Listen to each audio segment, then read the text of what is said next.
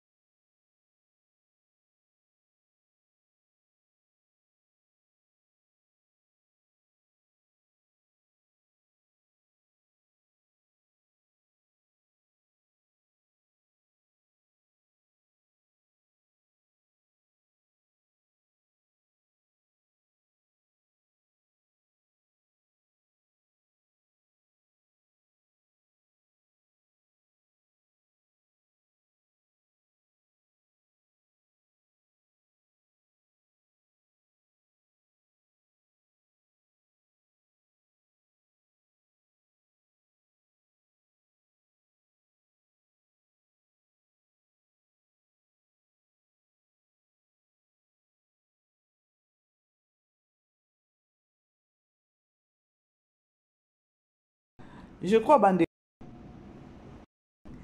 Aimez la vidéo pour partager la grande famille Tozawana pour l'événement. Événement Zaka Moko. Beaucoup de distraction.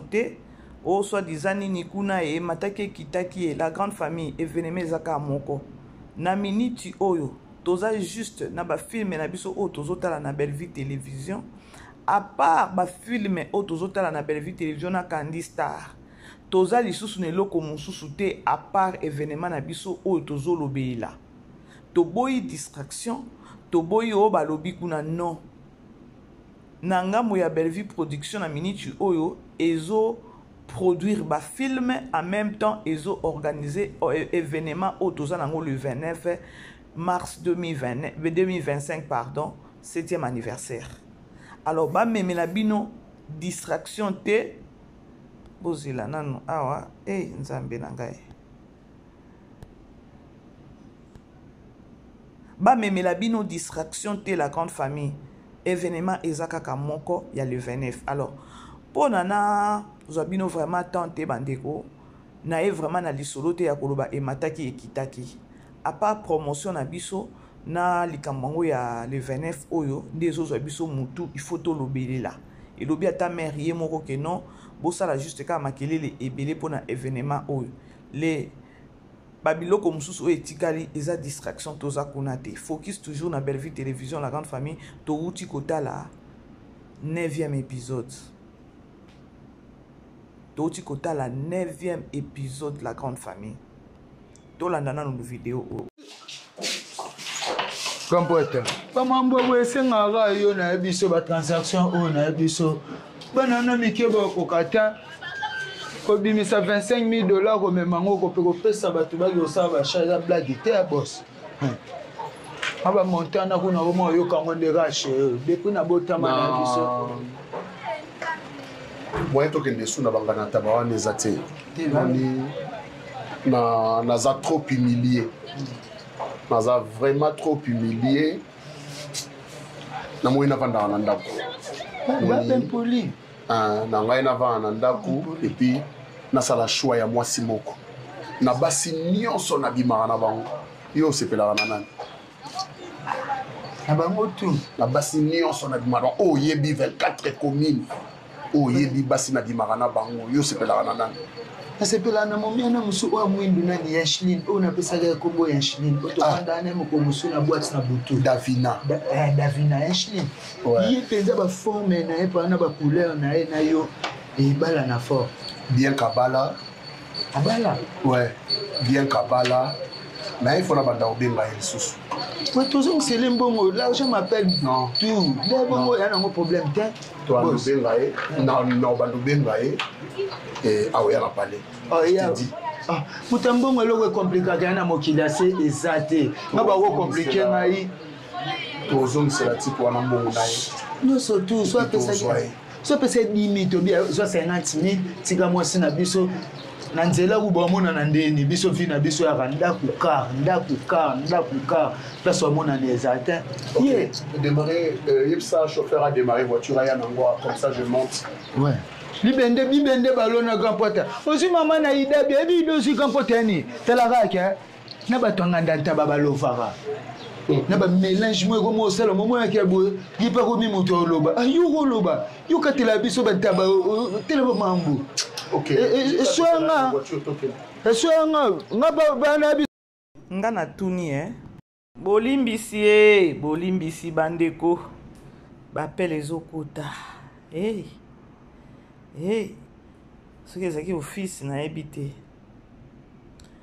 ya na bana olobela nini nzambe na nga ya touti kotala papa Serge tellement autaki kozwa mankuma na nganda ya ntaba a jugé bon ya koloba te maintenant là na bana suko kende kokota na bana suko kende kovanda na banganda ya ntaba te parce que mankuma ekomi ebele et il a jugé bon ya koloba ke non le quoi moi si nanga akufi na basi nyonso o na bimara na bango ba petite fille nyonso yo na bimara na bango atuni belle vie azana ba sorti ya batu nyonso bota mwana o to benga bango ba mikala to benga bango ba mikala ba petit mi confia non c'est à dire que non Poutine azana ba jara batu nyonso Donc il y a un genre à batunion, il faut pas cava kaka pardon. Moi n'a pas joué rôle na kitoko bilobela. Atuni petit ne mu confiance bi que non na basi nyonso na bimana bango. O wapi vraiment o na okiko zwa na minute o na kotse na parler. Ba pointer Davina. Ce que Davina peut abala. Petit mu confiance bi que non, l'argent appelle l'argent. C'est-à-dire que non, mbongo nae et obenga susu Davina na sens que non, azo mbongo, azo ngisela mobali oya balaki. Quelque part, non qui passe na mutema, nous les femmes, tant que non, nous sommes, tous à septième bête après les crapauds. Et surtout, il y a comme chose dans le non, ceux qui déjà ont moi si au tambola déjà mabé au bimana ba papa. Et ça kaka prière hein. Il y a ceux qui nous ont sali au grâce que non tu te retrouves dans mon bal mon quoi bali ou avant de son aratanda quoi. Maintenant moi je me demande. Papa Serge a pointé Davina a ébi déjà que non Davina azana katanda quoi libala.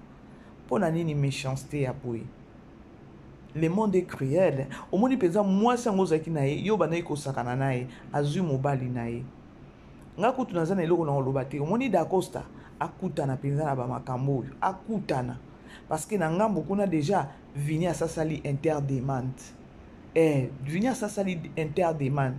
Lokola ya mi kendela ki amoni bato bazoba ye d'Acosta pour na manque ya compréhension, manque ya sagesse. Akutani nango siko tokomona nani mabe tolanda. Cela vraiment à tête reposée.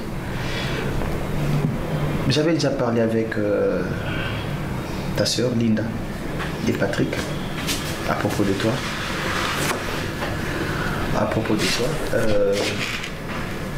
En fait, je ne veux pas aller par quatre chemins, Lina. Nathan Moki Oyo Naye. Awa, Tokutani Nayo. Et j'avais vite compris que tu étais une personne bien. Une personne bien. Et voir ce qui s'était passé avec ton fiancé, la bagarre et tout. Je m'étais dit pourquoi une aussi jolie femme peut se laisser dans ma boucle. Il y a un monsieur, un voyou, un monsieur, je ne sais pas moi, on peut qualifier de brigand, quelque chose un peu du genre. Alors tu ne méritais pas un monsieur comme celui-là. Et Dieu merci, ça a tombé à ce que l'histoire, la relation puisse s'arrêter. Moi je dirais, j'avais dit gloire à Dieu, merci à Dieu ce jour-là quand tu avais dit que relation Abino et Katanaki. J'avais dit gloire à Dieu, merci à Dieu. Et c'est comme ça que je suis resté avec réflexion, raisonnement et tout. J'avais compris qu'il fallait que je vive avec quelqu'un. Et cette personne que j'avais voulu, Askia Zala Pembe Ninanga, c'était toi. C'était toi. Je voulais à ce que nous ayons une relation sérieuse, une relation aventure, une relation blague, une relation yaoté de manamba pointé, machin truc, non. J'ai besoin d'une personne mature à mes côtés, d'une personne avec qui je vais partager le reste de mes jours.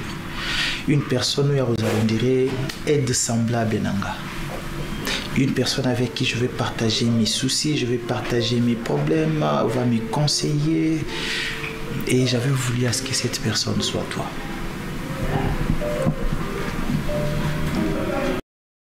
Déjà venu à côté ici interdemande.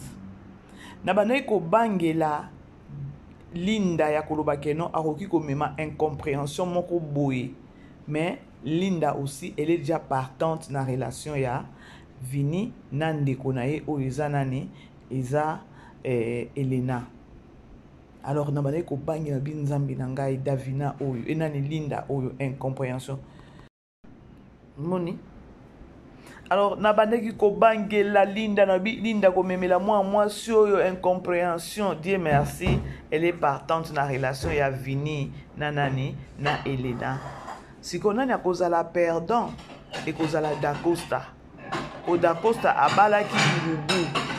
abalaki ngubu tolanda la grande famille. Vous savez bandeko, les sons eza belé na kati ya filme oyo. Les sons eza vraiment ebelé na second choix oyo. Tolanda. Et na betap nyo surtout important en vie nanga, je me confie à toi.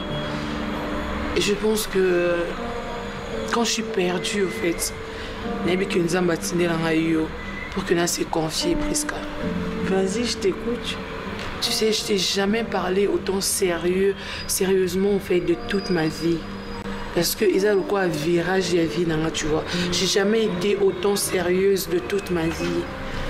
Parce que nana ma c'était n'habité. Tu dois m'aider. Tu dois m'aider. Nina sabi non lenga. Vie nanga et je tourne mon boy, n'abandonne que s'attendre t'es. Tu vois là tu m'inquiètes Davina. Qu'est-ce qu'il y a?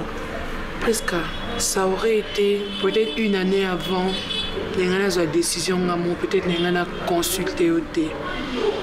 Mais en ce moment, on habite dans ça. Serge m'a appelé.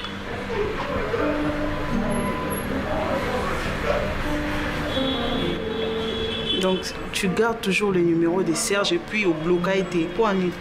Écoute. Mais il fallait bloquer. Et au Bali, au continent, il fallait bloquer papa Serge. Serge ne m'a plus jamais dérangé, tu sais. Au début, ma relation me suit comme un avis. Hein. On dirait que vous êtes fait l'un pour l'autre. C'est tellement plus fort que sous une situation, il n'y a pas si situation, tournant mon boya vie, je sais pas, au canissa, hé, descends sur terre. Hein? Là, tu parles d'un ex, mon bossi Kabwana, et toi, tu es marié. Aux moi, c'est à mon tour. En ce moment, je te parle. Serge a perdu sa femme. Et alors? Quoi? Il a perdu sa femme, et alors? Et alors comment? Et toi, tu as quoi à voir? Aux pompe funèbre, aux morgue, aux locotés, aux yeso qui a perdu moi, si n'est pas informé. Pour ça, ok, no kunda. Tu fais exprès ou quoi? Tu fais exprès ou quoi? Je fais pas exprès, hein. Je te dis des choses cash. Écoute, il m'a appelé parce qu'il pense que j'ai ma place là-bas, tu vois. Tu blagues avec la vie? Presque. Tu blagues avec ta vie? Mais pourquoi ils m'en parlent? Pourquoi? Et tu m'as appelé pour me dire ça pour moi, ça. Au Vandisinga avec beaucoup de tristesse. Au Vandisinga pour Bisanga Serge à Bengue pour moi, ça. Parce qu'il est veuf. Tu veux que moi je fasse quoi? On a pas son conseil, David. Quand mon mobile c'est pour mon toi tu veux me parler de Serge. Il n'a pas été là quand j'ai commencé avec Serge. Et il n'a pas été là. Tu sais pas ce qu'on a vécu. Serge a me refusé rien du tout. Boyoka raison. Il y a Davina. Raison il y a Davina et que non. Serge, papa Serge, Atikali et Aza sous na moi cité moi sine akufa kinde raison au pays alingi sous azongelaï mais oso bali kotoyo. Et là, on a sepeli na Priska a telemeli camarade na ye. Ya kolobate oso bali. Mais eloko epesinga kanda et pas Priska eza azaki mutu moko te ya ko accompagner Davina na lopango wana ya nani ya papa Serge. Na ebité eza nini ayebisi mobali na essaie un peu ya ko revenir sur terre. Raison oyo Davina apesi papa Serge abengi na téléphone esprit ekeito oyeba te siko na minitio est-ce que papa Serge azobenda basi yango na bakisi toka na normal boyi po eza normal te mobali ya bali yo na mbongo a honore yo d'Acosta toza na ye awa akotuna ngulu nga kutu na sepeli ezwa epenze eloko Davina ninga sala ye.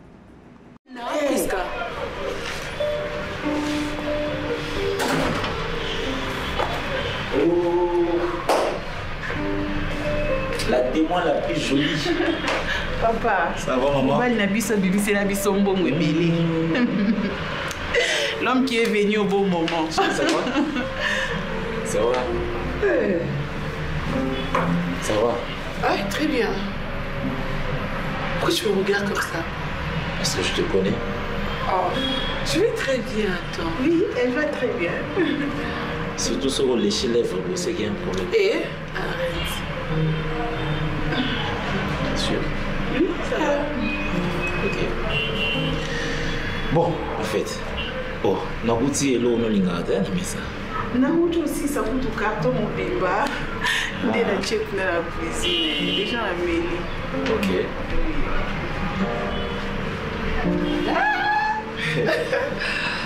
Ça va. Je prends un peu. D'accord.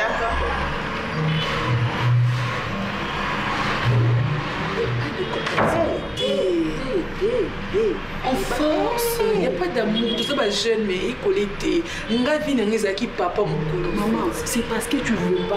Sinon, tu dégages beaucoup d'amour. Il suffit de recevoir un mot au fan de son amour. Au monde, je force, mais maman, ça on se connaît. Au lingi, moi, il faut qu'on vende. Au lingi. Et là, il lobiso wana pour yebi que pas Serge Mbongo ils ont mis belé bomengo. Au vendre na ndako tu manques de rien. Ba jeune garçon madame skala na ngoli. Et jeune garçon est standing yo préféré tata moko boya ça dana bana na ya bota kuna. Nini ezwa. Oh. Vanda na ndako no bando bota mona liboso yo moko za héritier au même héritier famille. Biso basi toza ekela moko très compliqué. Toyeba ke loko to lukaka te, toyeba ke loko to linga te. Ce qu'on a question nangeza.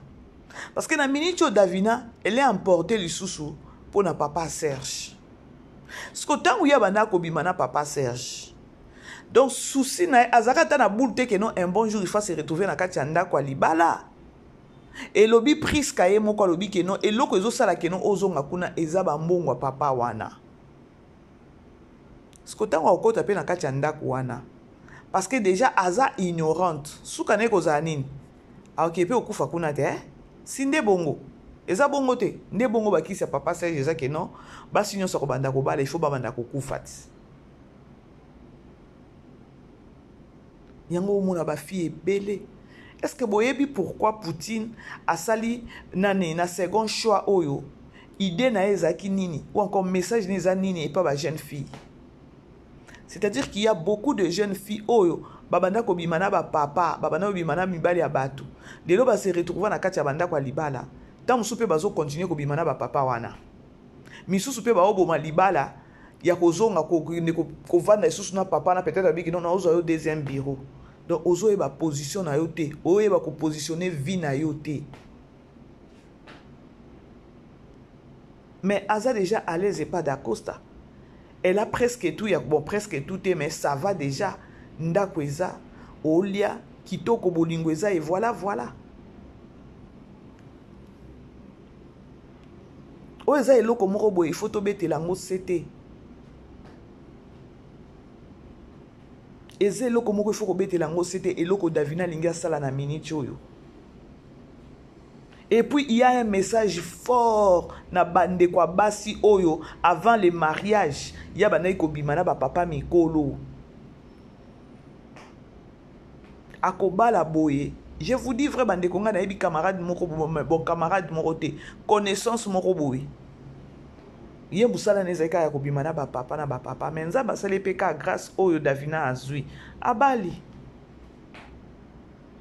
Siko koma ki kosa ndenge azana ndako ya libala na yeme azo continuer ko bimana ba papa ya ba papa na banayi ko bimana bango na lorsqu'azaki marié te lorsqu'azaki célibataire azana ndako ya libala na ye mais en même temps azo continuer ko bimana ba papa wana bandeko boyebi keno ba papa na bazaka ba moins sérieux ozana mwasi na oso bali ozana mwasi na kati ya ndako ozo bimana bana bato mwana na pe abali mwana na fille na abali mais ozo encheve ozo continuer toujours kwa cheve ozo continuer pe muninga abali mwana na abali olotika relation akoloba keno abali déjà mais olande sous pe na kati ya ndako ali ezalaka nanu nini eloko na nga na comprendre yango te. C'est déjà un message. Ah tozo ebate parce que déjà Davina lobi que non eza déjà pas na ekune pas papa Serge comme pour dire que non libale kokufa yena na da Costa libale kokufa wana to yeba déjà que non na 10e épisode Davina okanga bisaka na yake papa Serge siko tokomona siko nzoto ya da Costa oyo abetaki Patrick o linda zolela 5 pence ndenge abetaki babundaki na nani na Patrick soki sikoyo akofes nani akofes papa Serge oyo azoliye siko parce que na minute oyo mutu azokisi motema na ye ekozala Davina et non pas Elena apesaki Elena chance te akoyoka Elena mais sikoyo pas Davina akovivre ngo life boy sûrement botala déjà juste kaka appelle déjà à papa Serge et envoûté déjà ndako mobimba ndako ekomi na incompréhension boyebisanga yango na wayebisa bino ke non vie à prière o ezalaka bien vie à prière o nakati ya bandako na ba couple vie à prière ezalaka bien bandeko ata moko atelema na prière et ça bien que non bino nyonso boza na ignorance ezala kitoko te bota Davina ndenge donc akei na ye esili Dacosta siko na minute ngane na zolo bakeno mwanzoto wana oyo abimaka muto makasi ya kobundisa Patrick akende kobundisa papa Serge nde question na ngai ye muto makasi tozao. Non mais je non. dois le faire où? Je sais pas, si tu as de la force, tu prépares. Et on t'a déjà préparé ça, on a l'embêté, ça va. On a l'embêté, au bout de compliqué, mon tout. oh. Est-ce que je te complique, madame? Non, qu'est-ce que tu comprends pas? Foufou, lambi, wana, ou lambaki, on a 13 heures, on a hernie. Et c'est petit posso. Je ne saurais pas manger ça. Bon, tu si demandes à ta mère, tu demandes à ma mère, ah oui, mais ça, on a dit, formalité. Ce qu'on a ça là, dès que tu as une formalité, quand on a ma cassité, non, madame, ma cassité au salinini. Journée, tu n'as pas l'équipe, au comme un crépuscule, au salinini. Dis-moi. Au salini. Ben énergie so bimisa na ko papa bombango loko liate au conservango pour non lambater. Davina, je n'accepte pas ces langages. Je n'accepte pas ces langages. Moi je n'accepte pas je ne supporte pas, excuse-moi, je prends ça un peu comme ça. Je ne supporte pas l'impolitesse de la femme. Je ne supporte pas ça, ça me met mal à l'aise. Ça n'a rien d'impolitesse. C'est moi les lambater na ma cassité. Tu ne peux pas me répondre comme ça. Tu es obligé à faire quelque chose ou quoi? Et comme une obligation, papa, yo dans Zambé, yo lobi fuba sala ngo kaka. Donc yo so lobi fuba sala papa wa mutu nga no sa te. Total no eloko eko. Oh. Total nanu. Oh. So vous avez bilo mo bolinga bo meka on pa basi papa. Moi ce qu'autorité non de quoi fallait pas pour nga to salini non na bibia benga mama bino vanisa ba famille kande na bino lamba fufute yo so li angote o li ngona kimukolo so pour moni ke moyen te yo pa na ba yo ndo za na ba principe ne ko ya te yanga pe ko ya te ya biso na biso ne so ko ya te donc to ande mo to lokolo moko yo so defienga non Davina, tu me défies. Ça là non, c'est ça le langage. Mais je te comprends pas, franchement. Bah changer yo. Est-ce que ça yo? C'est la femme qui a succombé que ça yo. Parti on a dit on sait ça ici. Parti je te demande de préparer pour moi semoule maman. L'ambelanga semoule nalia. Tous c'est long lobby mais les lobby non. Donc les lobby non là lanza. Je sais pas comment. Mais dis donc, c'est quoi ça? Non, ça là. Et tu me défies, tu tiens un langage comme ça devant moi. Je te défie pas. Mais tu me défies. Oh non, je te défie pas, Nabi, non, l'ambandité. Je te défie pas. C'est la chose la plus absurde. Bah, que yo, moi, si yo ngai na bali, oza na dégo, oza na dédé, et on compte ta cuisine pour l'ambelanga foufou. Ça pouvait être pour toi la chose la plus désirée. Nani asimbi touche na minute oyo? Ou bien nani akosimba touche na minute oyo? Dacosta nde akosimba touche tomi yebela déjà awa tomi yebela keno Dacosta akosimba na ye touche e mata ekita sa simbaki parce que Davina asakei na ye ake déjà esprit c'est que ndenge azoloba loba na baosona wana imagine aboyi kolambela mobali alambaki ne fufu fufu déjà sali nini elati veste mobala bi ndenge elati veste na olia lisusu yango te lambelanga mosusu atingami aboyi na ye. D'accord, ça doit reconnaître sous Davina oyo ya fiançate oyo abalaki après 2 semaines. Bomoni likambango ya kozwa décision na kanda, bomoni likambango ya incompréhension dans la vie. Ngai souci na ngeza kaka keno na oze la place d'Acosta tango komona Davina na papa Serge makasi na ya betaki Patrick kuna oya sotelaki Patrick ake kozwa problème na épaule na ye 5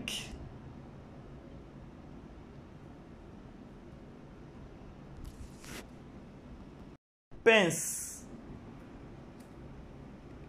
nde batongaki ye siko oyo kutu nde sikoyo ekozala keno ya solo ya Elena tango mama na yako koyebisa keno Elena ezaki mobali na ye te na minute sikoyo tango oloba ozonga mutu mususu nde asazwi Elena eza même pas la personne oyo betaki wana oyo kanisaki keno azobima na Elena.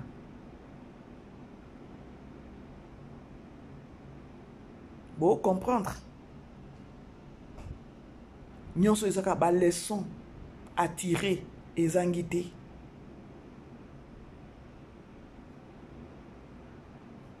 Davina ngubu siko otiki libala na yo oyo nanu keno il fallait peut-être ovandi oboti bana na yo mais tu préfères mille une fois ok kokota na libala ya batukuna ya momwasi akufi oyebi pe pourquoi akufi te okuti papa ngo na bana mibale ya ba jeune fille yoko bika tala kaka bana na déjà nanu tegra na nina na Nikita ne bapesa ki embote bakisa pe Marie Jeanne Bololé osomona babiloko mususu n'est jamais envié otali mbongo mutu akufi mais ozokende kaka komikotisa kuna biso peut-être tozaba na ba 7e bête après les capots aucun vanda te imagine ba mbongo yango balara yango momi pa uti kokufa ye to réfléchissa kaka na te ma weli sakaka kota nga kutu na osepele ke ndata na 4e na atati na ba 14 épisode Davina pe akene kokufa na kati ya ndako wana papa Serge siko ato oyeba te Dacosta tango ekoyindele bongo akozwa Priska nakanisi nanga natuni nanga kaka po makambo yango ekendaka bongo akozwa Priska na yebi te soki botali relation ya yena nani na Davina sisi mayele omo ata Elena bana ko respecter ye siko mama na ye mama top ndakoloba omoni sikoyo mama na sepelaki andimaki Davina juste ka pona ko sepelisa mwana na asali shoko sandeni nga mama na ki ko sali lo shwa te matoi elekaka mutu te dans la vie to eseaka moko ata situation moko eye ata o réfléchir ndenge yo réfléchir wana moko zonga kaka mutu nanu dako sapesaki Elena ta espace te ya koyoka na Elena afingi Elena na ba niveau nyonso tomonaki akendaki na Elena likolo moko ya babiloko mususu bande bo sepela te mais alobaki eloko moko te botala ndenge Davina bimiseli manzaka wana akoki koloba alobi ke non azo reconnaître yo lisu te or ya Elena yangani acheki na mabolongo na se azosenga pardon mais Dacosta azofinga nde ya kofinga mwasi salite yoza mwasi yo ayebisi kutu na mama neke no Elena bana yobimisa solo ezaki solo soki ya nini yango ya kindumba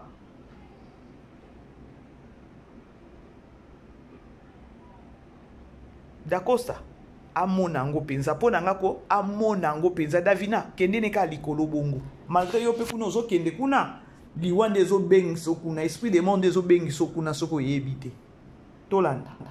L'argent m'appelle papa Moutakaba, 100 000 $, en espace à 3 jours. Voilà. Ok. c'est bon, c'est bon, c'est bon, c'est bon. Merci. C'est chez moi ici. Ouais, c'est chez moi ici. C'est chez moi, non? Eh bien oui, bien sûr, c'est chez toi. Ok, j'arrive.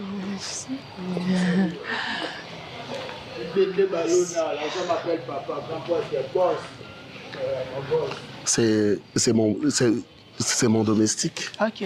Bonjour. Ça va? Elle s'appelle Marie-Jeanne Bololé. Ah, d'accord. On aura le temps. Et si tu peux visiter la maison, il n'y a pas de problème. Ben, plus tard, je vais à l'extérieur. Ça va. Allez, on s'assoit là. Allez. Je peux contempler, hein? Prends ton temps. Il n'y a pas de problème, je suis là.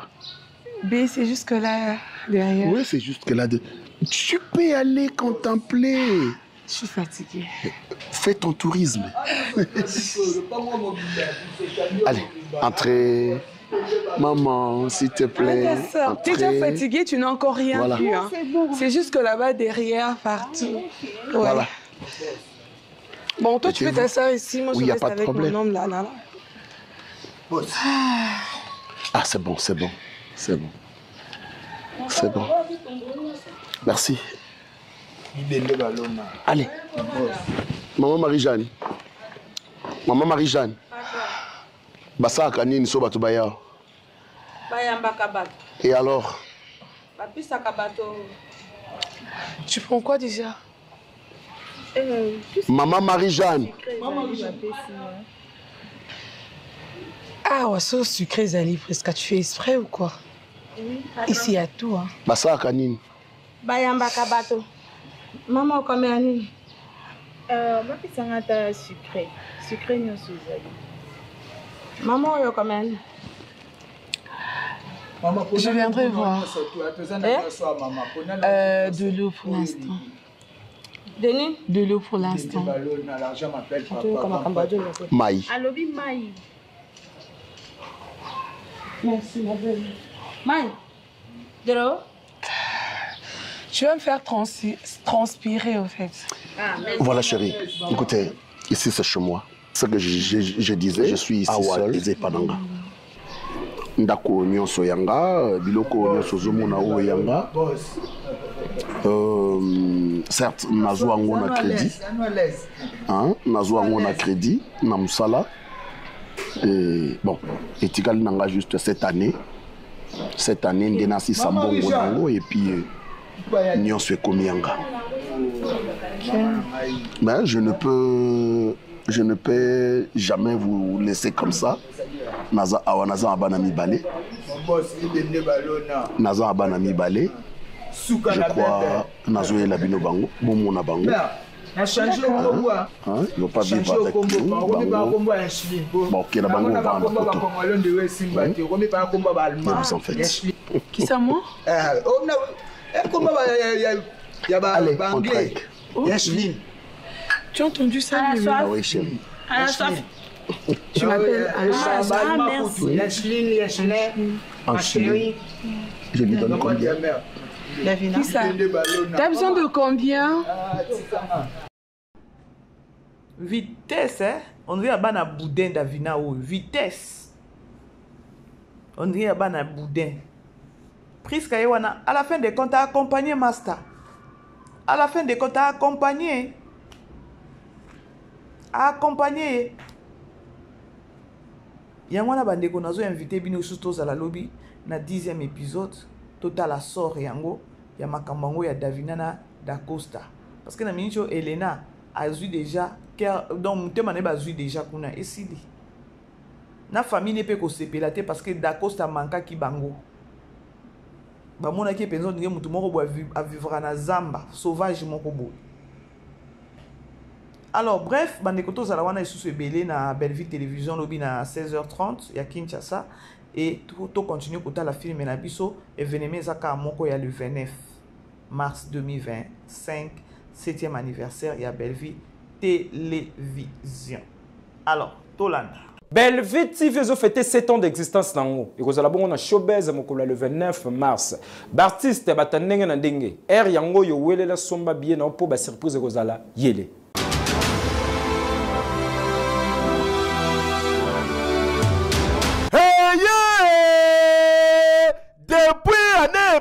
oningisi nzoto te tala occasion yango yo olata obima osepela na temple ya baartiste ya grande renommée oyo eyebana ezali showbiz yaka kovivre pe kofete 7 ans ya Bellevue TV oyo ezali cadeau signé Bellard Production andimi à offrir bino spectacle riche en couleurs le 29 mars oyo avec ba one man show oyo bakomema bino na niveau bolingaka bon retrouver ambiance bon retrouver bonne humeur oyo nanu bozwa quitté depuis début année avec ba one man show lokola décor ilonga Gladys Aïda, Maman Kalunga, Maman Moseka, Marie-Jeanne Bololé, Gesho Engange, sans oublier Yemoko Bellevue Kandi, Akozalawana, Pona Kosepelisa bino. Yo muto tuninga droit d'entrée, ezali na $10 ya pamba, $30 pona ba place VIP, gagner temps, yo muto lingozo habillé, benga na ba numéro oyo, okozala mobimba. Yo